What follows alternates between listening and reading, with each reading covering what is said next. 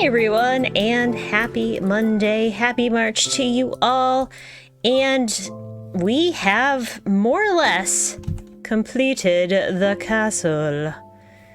Yes, the castle is almost there. We need to put a cart here and maybe some horses. We could bring some horses down. But otherwise, we have our enchanting room. Well, I guess I kind of need to figure out what to do with up there. It's kind of skinny, so I might put some more chests or something. But we have that done. We have the kitchen done.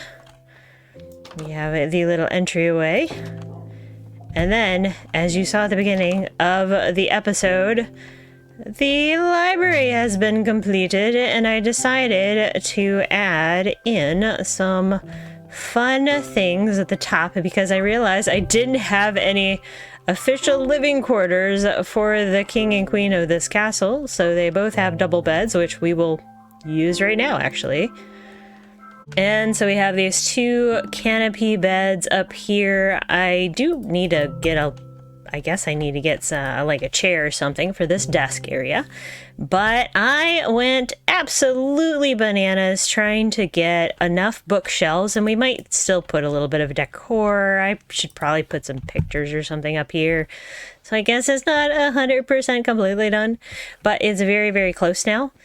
As you can see, we have our greenhouse now, and I added that because I thought, it needed something cute and something extra, and we more glassed in windows to see the Adventure Guild and other things around our server. But what has taken me so absolutely long, besides getting in, well, we've already seen this area. We put in bunk beds here. We put in more bunk beds, so this is where all of the people who serve the castle live. And of course, we have the storage room, which we had put together before. So not a ton of stuff in here. Honestly, once I started looking at the layout, I would have done this differently. I probably would have added in better bedrooms and that sort of thing, and made it make more sense. I would have made it make more sense, I promise. So what I have been doing in the meantime, and we will finish this. I do want to finish this, but we are coming up on St. Patrick's Day. And in the United States, St. Patrick's Day is usually celebrated with drinking lots of alcohol and just partying and wearing green and decorating in shamrocks and stuff. And since we had this beautiful setup here, I decided that it might be time to do maybe another holiday area and get that done. So we are going to head up here. And what I decided we might do is make our vineyard a winery. And it doesn't have to be too fancy or anything. And we do need to expand the vineyard because, as you can kind of see, our lilac vineyard, because we don't have grapes in this game, we've had to use a vineyard, like lilacs and some of the azaleas. I've been growing these azaleas here. But my thought is a lot of vineyards and wineries are actually built in to the side of a mountain. So I'm thinking we can use this area for our build for St. Patrick's Day.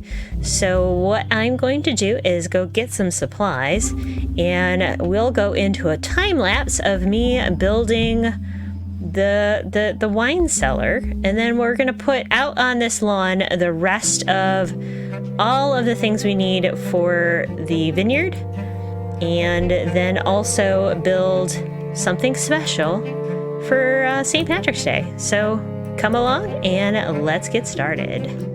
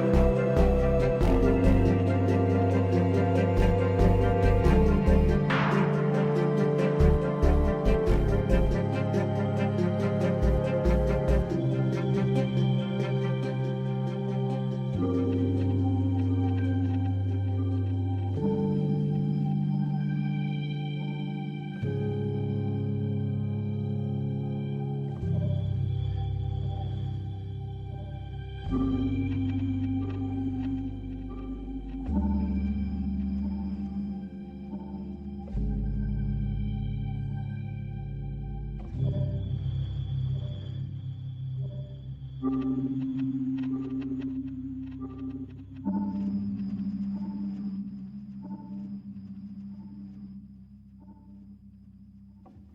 right, everyone.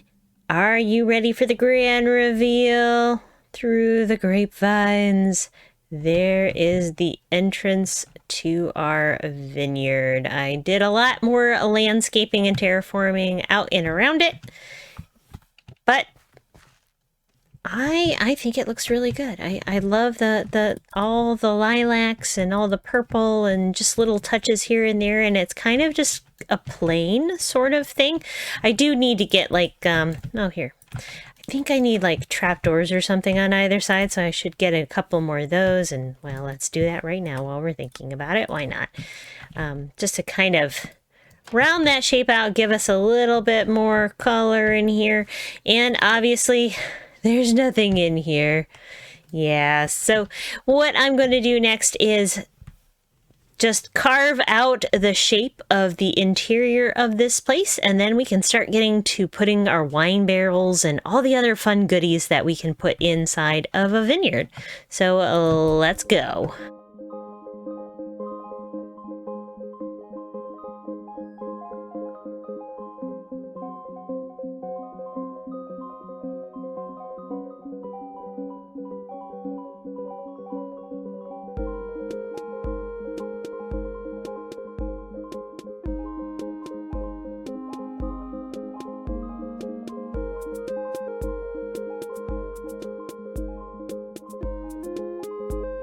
Hi everyone, and welcome back. We are finished with our wine cellar, so let's take a quick tour. We have some different emeralds around here. This is our first emeralds. I actually found this block while digging this out. So in the case of St. Patty's and for St. Patrick's Day, I decided to bring some more emeralds in. So we have little hints of emeralds in the corners, but I didn't want it too bright because emerald blocks are really bright. But just little hints of emeralds. We have our wine counter here. This is where tastings can happen, and you've got your tap on your wine barrels. I also brought over a few potions that kind of look like fancy enchanted wine. So that is the main like seating and tasting area. And then as we come in here, this is where they make all the wine. So, and I also put an elevator to help go up a little closer to the Adventure Guild, so you can kind of go up and down. We also brought in some hornblock. There is water underneath that to keep it alive because I thought it looks a lot like grapes, the purple one does. So these are our wine vats where people would get up and like squish and jump up and down on the wine and other berries and things to make reds and purple wines, grapes obviously, to make wines. And then back here, all the little extra little tools and things, and tons of wine barrels where they store all the wine in order to age it. Now, this interior took quite a while because I ended up putting furnaces. These are all furnaces, but I love the look at the top. I love the look of the cellar, the bottom of the furnaces. So there's also some furnaces there. So it really looked really sharp. I like the look of that. I haven't played around with a lot of those kinds of utility blocks as using them as building blocks, but I like how it looks. If we come out here, we will see that I also put in berry storage. And what's really cool about this, and I also have a wart block. It kind of looks like berries here, but what's nice about this is you can't prick yourself on them. You can like harvest them all you like, and you don't have to worry about it hurting you. As you would have noticed from the time lapse, I made a rainbow with a pot of gold at the end. Now, obviously, the real St. Patrick's Day, if you are watching from some other country, this probably doesn't make a lick of sense. Americans have really taken St. Patrick's Day to its own thing. So rainbows, pots of gold, leprechauns, shamrocks, all of that weirdness is American. But I thought I would at least, bring a little bit of that flavor into this world just for the heck of it. Plus, I love rainbows and I love being able to build them. And I was thinking that this part of the mountain was very, very plain. I think I'm going to eventually still bring maybe some other, like maybe bring the dirt up a little higher, put a few more flowers along here, or maybe green it up like we did along the pathway up here. So I'll probably put some more bushes and stuff like that to kind of fill that out eventually. But I think it turned out really good under the circumstances, and I am really digging this little vineyard. We have a lot of space that's been filled now, and the landscaping looks really good, and I'm very happy with this. So I hope you enjoyed these time lapses today, and I hope you have a fabulous rest of your week. And don't get too crazy if you're out drinking or whatever on St. Patrick's Day. Anyway, I hope you have a great one, and I will see you next week. Bye, guys.